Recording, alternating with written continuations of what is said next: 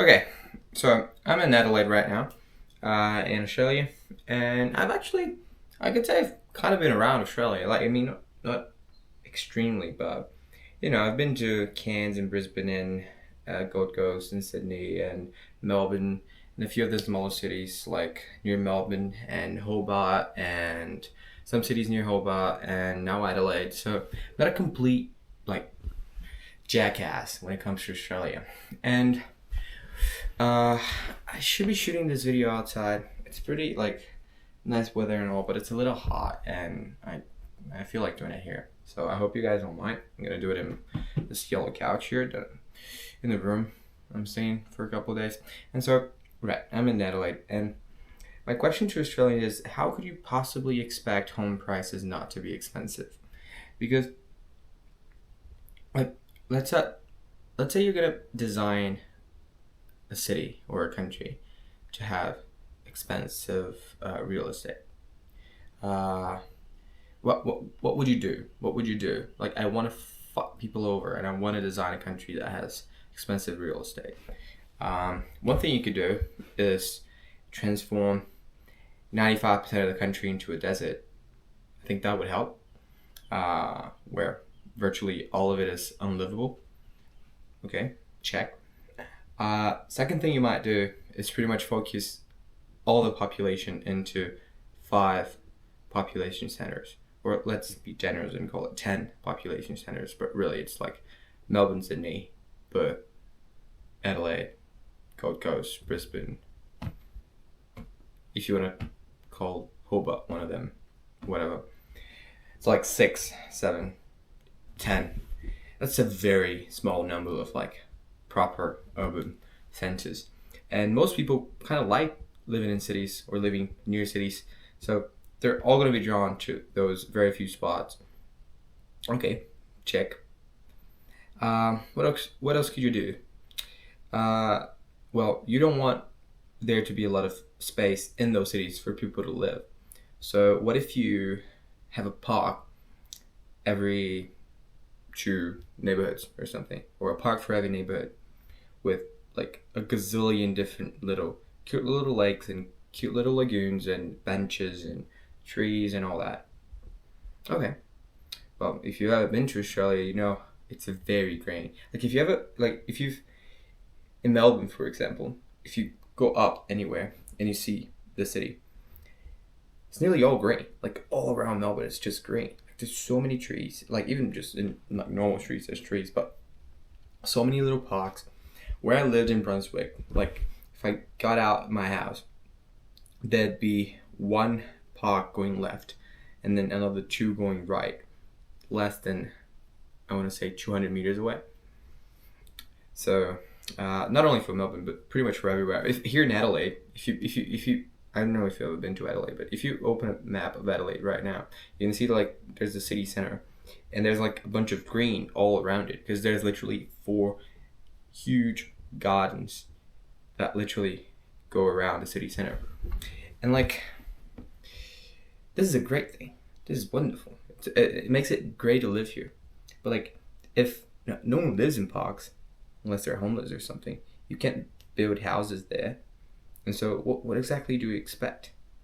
But let's keep going. So you have a country where 95% of the area is unlivable, where everyone focuses themselves in like half a dozen city centers, where those city centers are very focused on like having a lot of green areas, a lot of public areas, and by definition public areas are not private areas, so you can't live in them.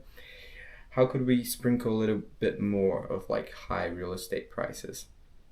Let's say, how about absolutely no apartment buildings? And anywhere you go, you're gonna notice that. Like in Melbourne, there's like the city center where it's like Flinders and Collins and Burke and Lonsdale and Latrobe or something, with like Stephen and King and Williams and Queens and Elizabeth and like Russell, and like that's the little city center right there. And like that, there's plenty of buildings and they're pretty tall. And then there's a few buildings south of the river and a few buildings north of the city. That's pretty much it. City is a little better. Like there's more buildings. I'm not saying better, but like there's more apartments in Sydney.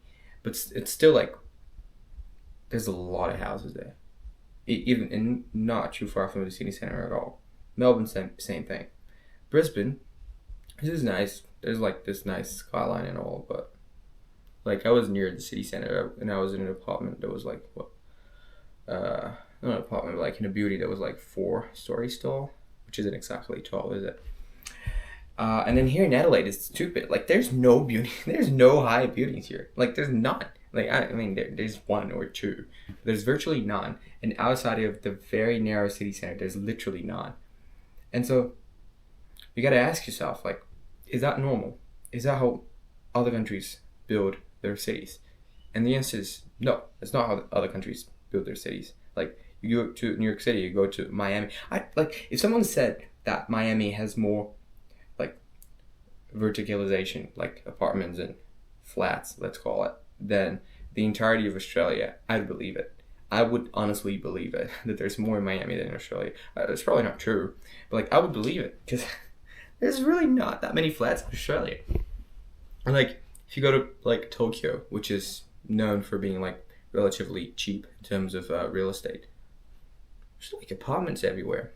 I go to Europe, like in Rome, you could like take the metro, go really far from the city, get out, and you'd still be like looking at like buildings and apartment buildings all around. Same for Vienna. Same for Paris to a lesser degree. Like same for like, most cities in Europe, because they know they need to, you know. And then here, of course, the catch was they didn't need it because, want it or not, it was virtually nobody living in a huge country, and so you could just build a house right next to the last house, and then one next to the one after that, and then one next to the one after that, and that made it really spread out pretty quickly, and people don't want to change that because now it's a culture where it's like, why would you live in an apartment when you can buy a house, when you can have a house? And of course, check on that. So now you have a country 95% of the area people can't live in. Everyone lives on 6 different areas. There's a gazillion parks for every person alive in any given city. No apartments. Everyone wants to live in houses. There's virtually no apartments. I mean, there are, but you know what I mean. In Canada, there are none. Here in Adelaide, there's virtually none. In Gold Coast, there are a bunch, but like not that many if you like get out. And so, and of course, many of those are not like actually for living, right? Like they're commercial and all that. So okay, check on that. What else could you do? How about you make it the most desirable country in the world to live in? Okay, with like nice beaches and nice nature and nice weather and nice wages and nice economy, and you make everyone want to move there to the point where literally 30% of everyone living in Australia right now was not born in Australia. In Brazil, it's 0.5. 0.5. 30 versus 0.5. In America, it's 15. So it's double that of America. America is known for being like high up in immigration. Even Switzerland's still 30%. So it's literally like you can't get more desirable than that. I think that will, and of course, Australia has very, very, I don't want to say soft, but like open immigration laws. It's very easy to get a working holiday depending on the country you're from. It's very easy to come study, to get a student visa. It's very easy to immigrate. You get citizenship quick, you get PR quick, and so everyone wants to move here naturally. So is that going to get real estate prices up or down? And then on top of that, it's like on top of all of those things, might as well make building difficult, right? Might as well get a gazillion regulations, or take forever to get a building permit, or like take forever to be allowed to start building your house. Why not, right? And so, you know, my only question for Australians is like, because damn, if you talk to any Australian, they will talk to you about the cost of living crisis, and most of that will be like through house prices. That's what they mean when they say cost of living crisis. So it's not just that, obviously, but like what the fuck do you expect? Like you can't have your cake and eat it too. Like either you have less blocks and more apartments and less comfy houses and less immigration, and less people moving there, and you spread out more and you live in less desirable like little hubs, like you live in the country or you live further away from the city center. Either you do that or house prices are expensive. There's no middle ground. There's no middle ground. And then you ask me, are houses in Australia ever not going to be expensive? No, they're always going to be expensive because of all those things.